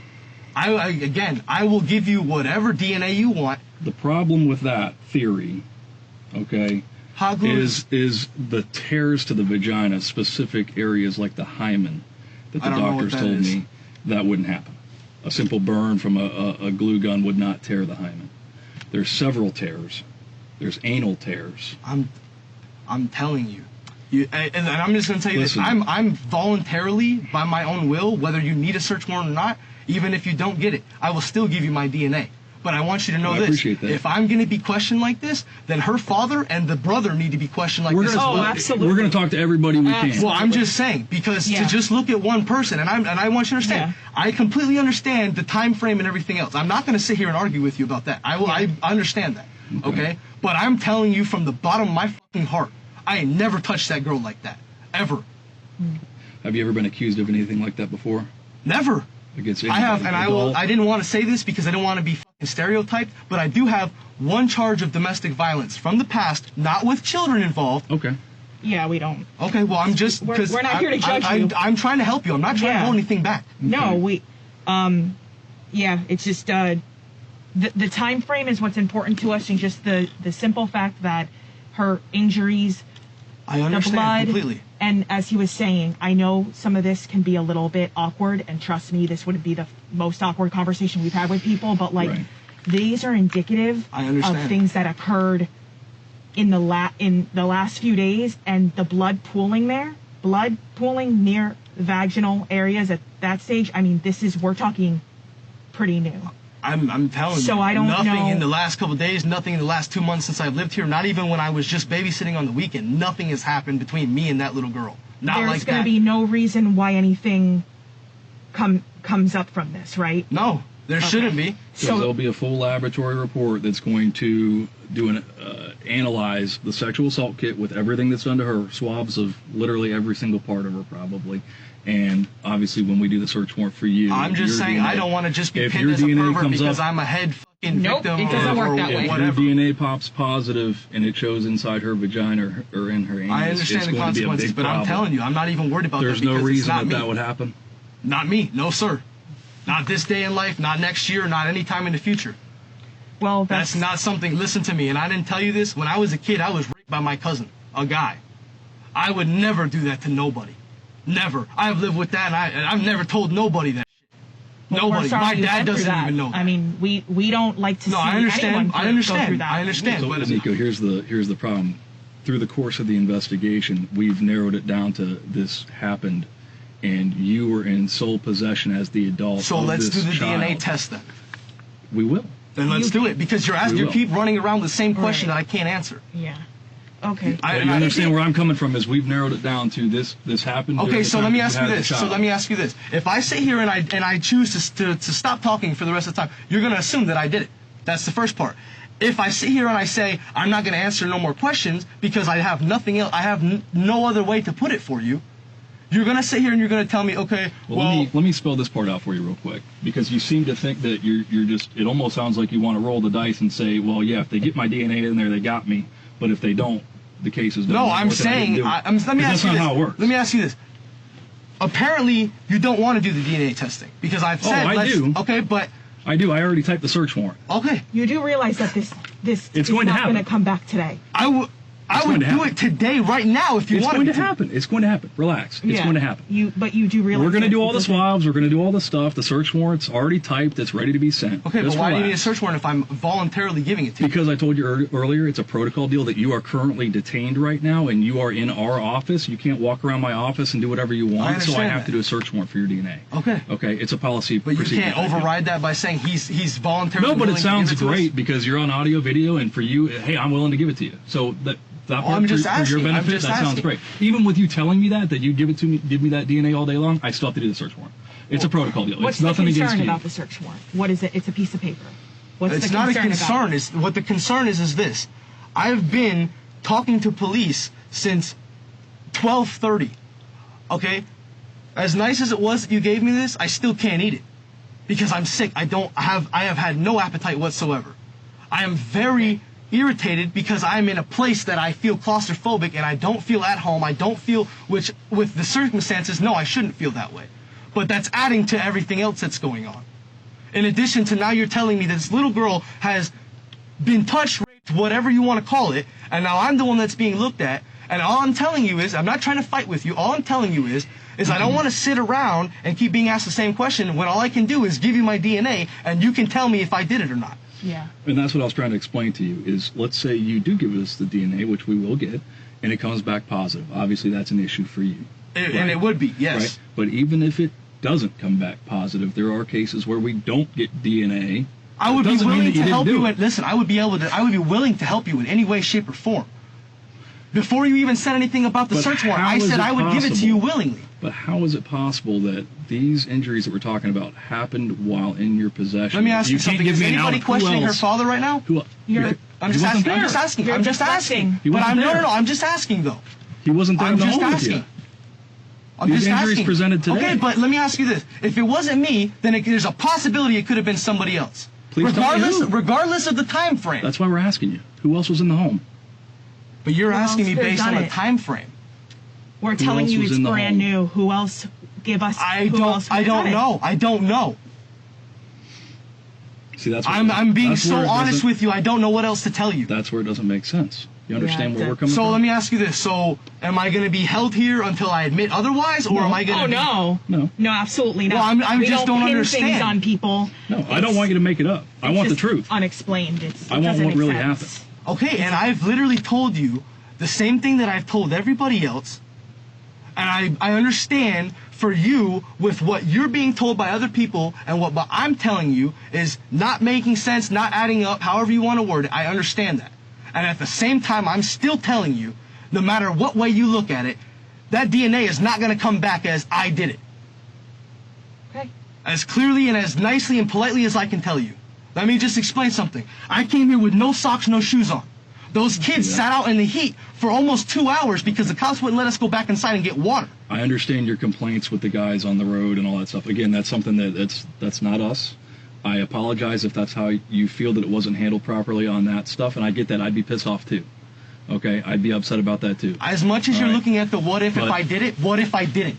No, I get that too. Yeah, well, that's our job. I'm just saying. That's why we're asking you, was there anybody else there that could have done this? And you're telling me no. And then I'm telling you that this had to happen based off professional medical opinion. When I've woken up in the morning, Monday through Friday, nobody else has been at the house. But at the same time, just like I'm telling you that nobody has been at the house, I have had no alert. She has not been bleeding in her diaper. She has not had any skin or anything like that in her diaper. Her mother has changed her diaper too. So if there was any, you don't think that at one point in time it would have slipped up and that she would have When's the last time you changed a diaper? Today, twice. And there was no bleeding then? No bleeding. There's not been any bleeding ever. Ever.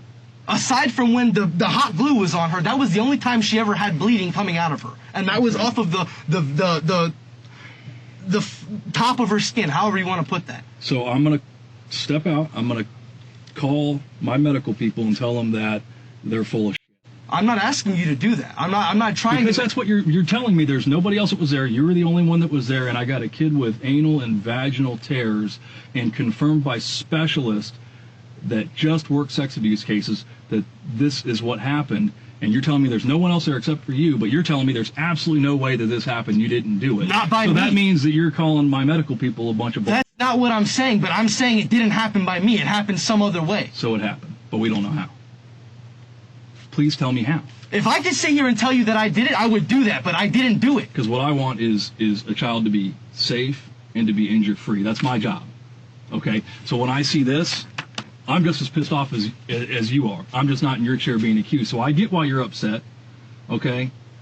I've worked probably 1,000 of these cases. I've worked cases where the child hasn't made it. Okay? I've worked it together with these guys. Okay? Unfortunately, we have to sometimes pull together, and this is one where we might. If this kid gets buried, think about that. No, I already have. Because she was in my care, and I chose to leave her for a few minutes to break up a petty little argument between her brother and sister.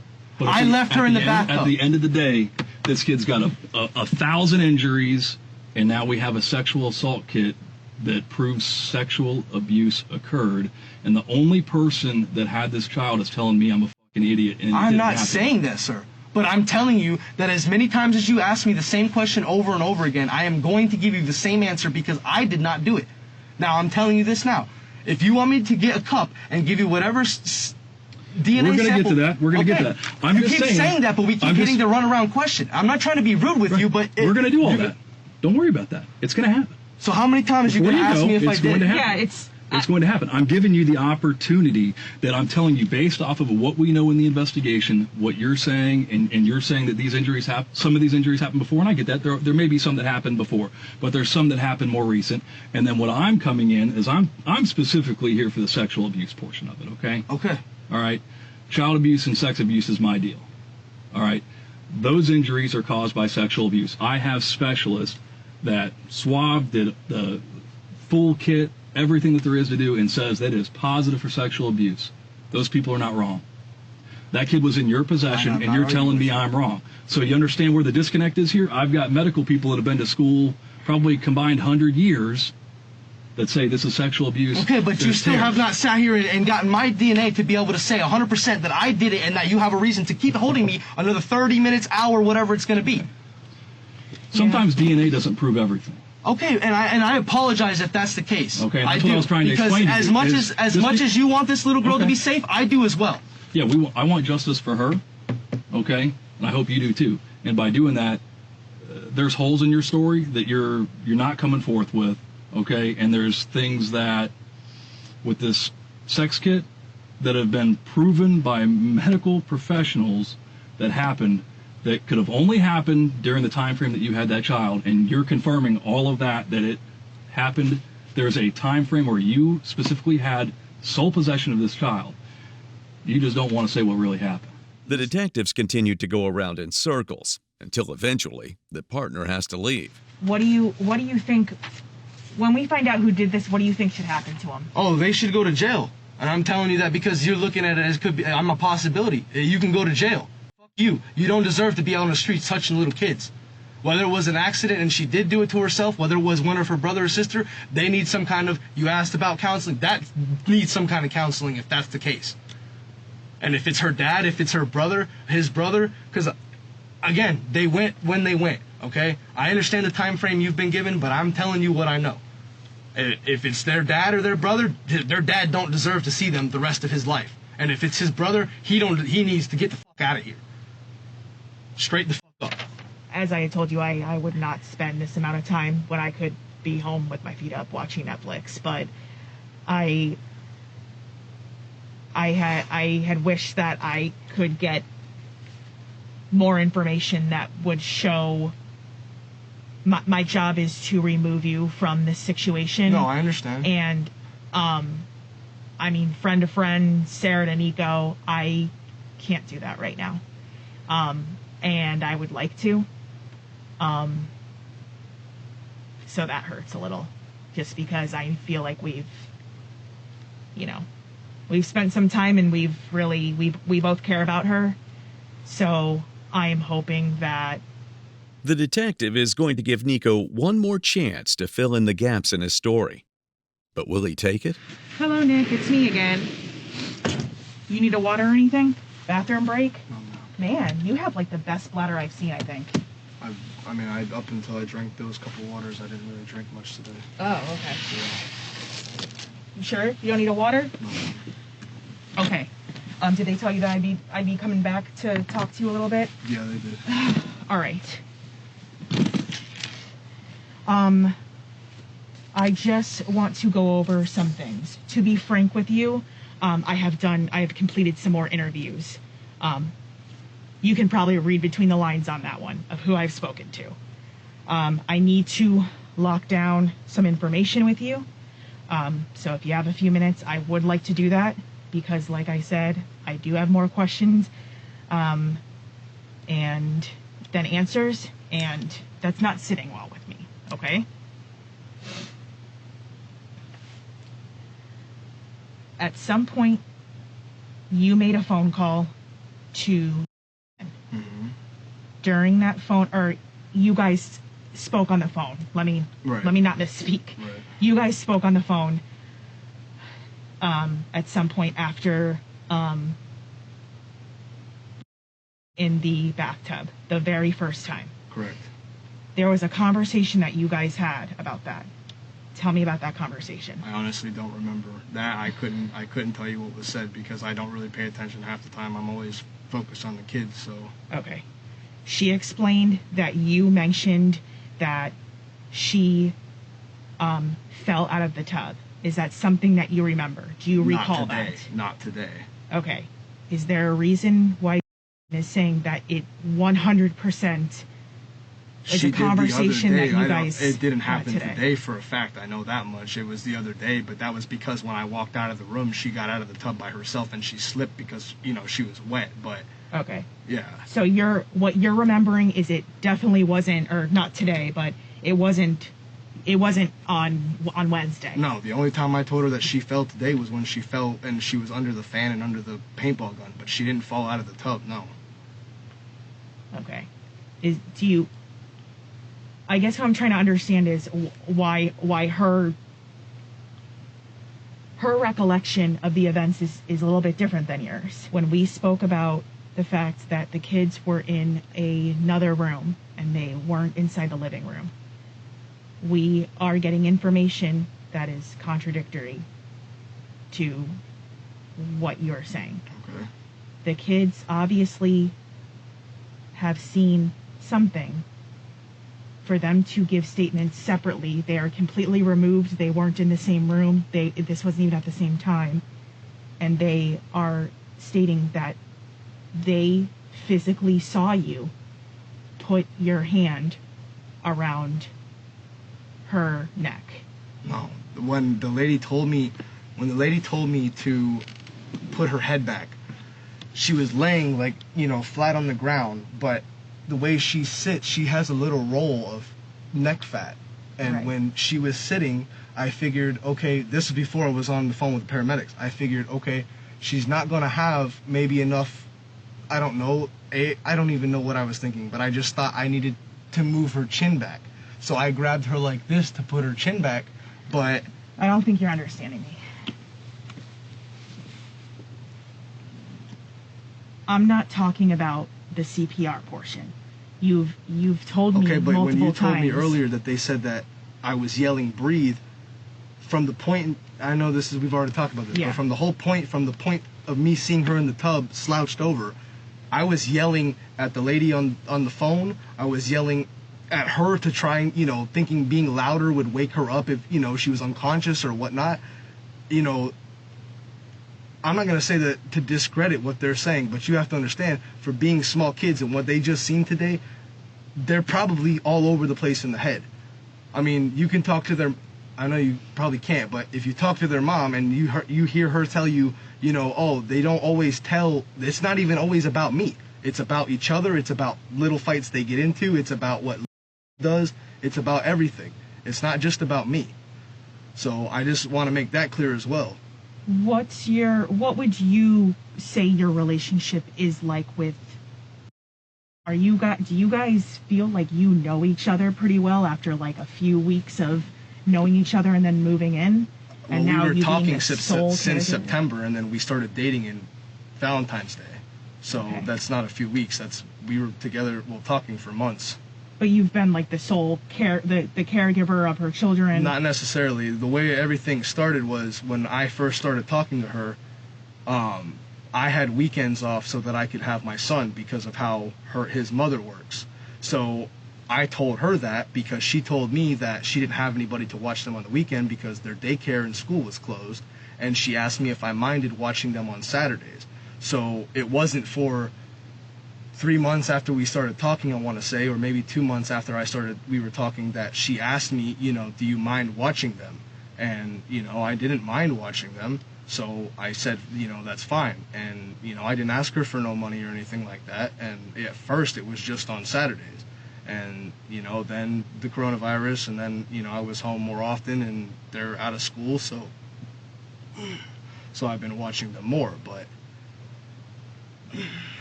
How are you dealing with the potty training?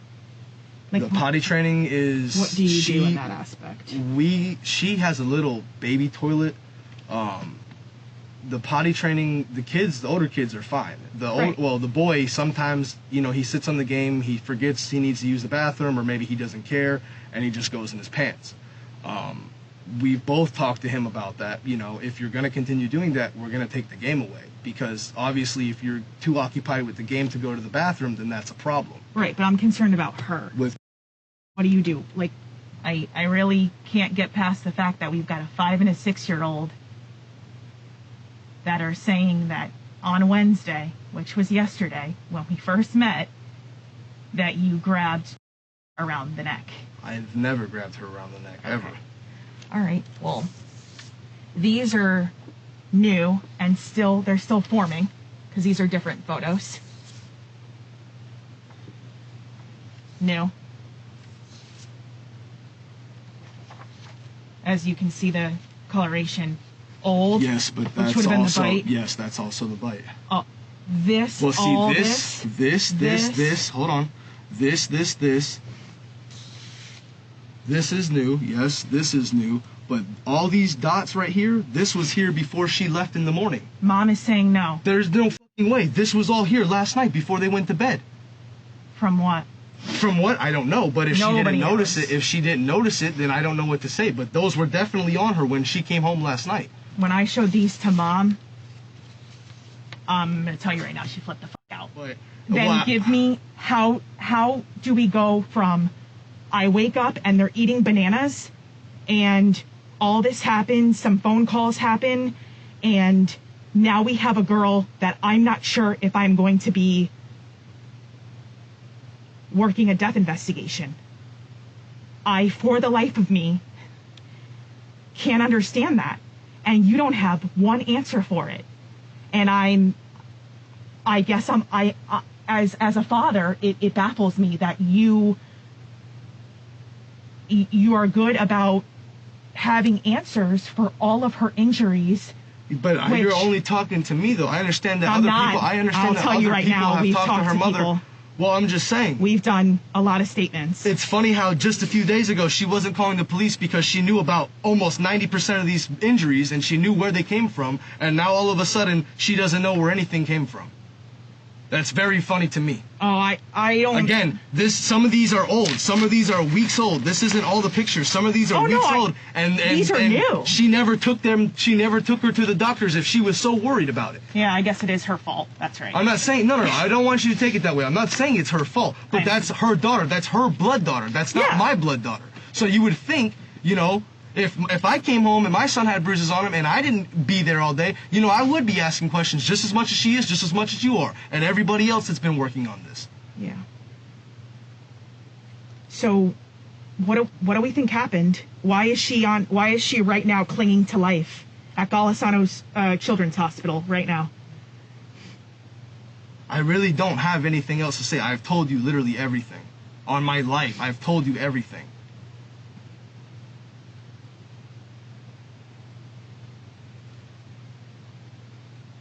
I don't want to be rude. I don't want to be disrespectful. You're not being rude at all. But You've been respectful. I'm so tired. I am so distraught. I'm so fatigued because I haven't eaten. I haven't slept. I'm tired. I've been locked up in here. I understand. We've given you food. I understand that you haven't. You have to work with us here and understand that. I understand that, but if I ate that, I would be throwing up because I can't. My stomach isn't tolerating anything.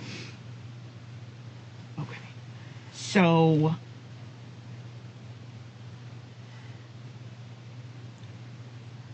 You have been unable to provide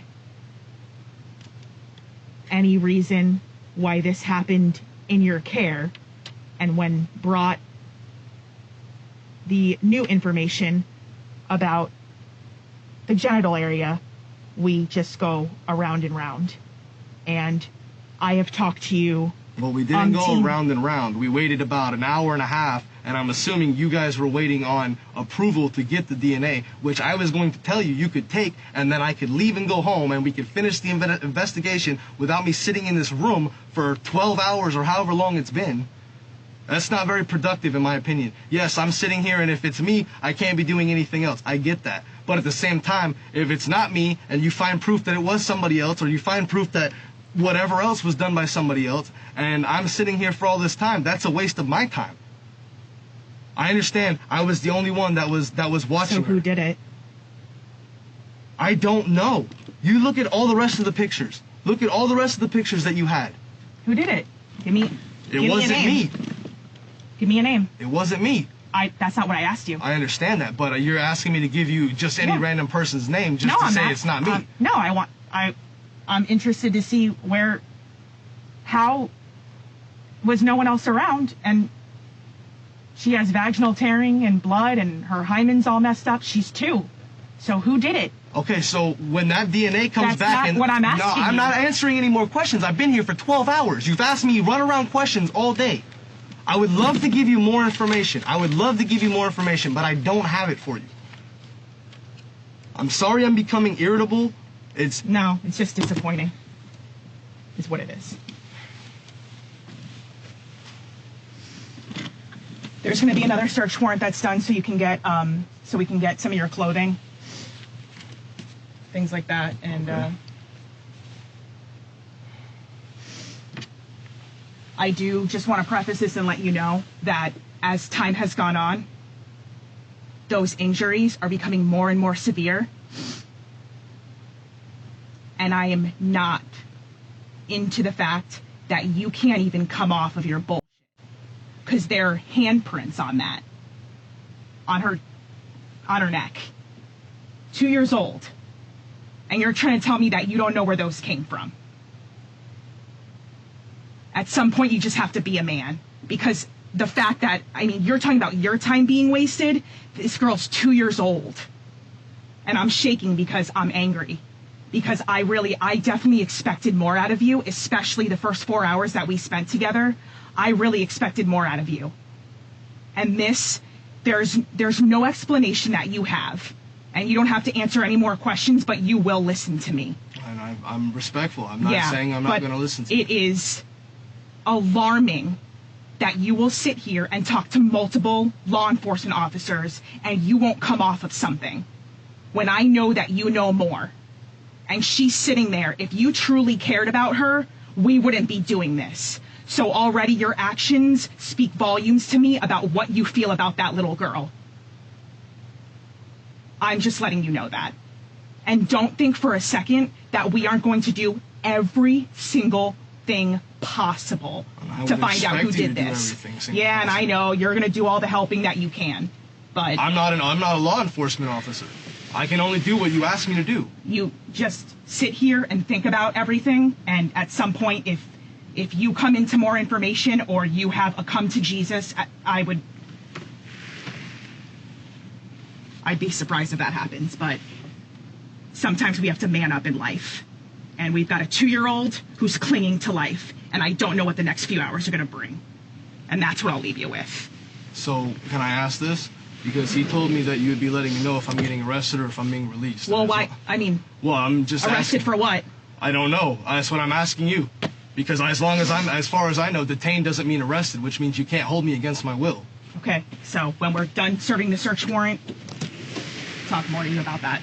Do you know how long about that will be? I don't. I will find out. Can you tell me what time it is, please? It's 1:29. The detectives may have failed to obtain a confession from Nico, but the case will eventually be solved, and the police findings are harrowing. 2 days after she was found unconscious by first responders, Jalaiah Ramos was declared officially brain dead due to the severity of her injuries and had to be taken off life support. She died on May 1st, 2020. Nico's case went to trial in March 2025, almost 5 years after Jalaiah's death. 9 witnesses were brought forward, including Jasmine, her 2 remaining children, and some of the first responders to the crime scene. The passing of their young daughter and sister, and the horrific actions that took her away from them.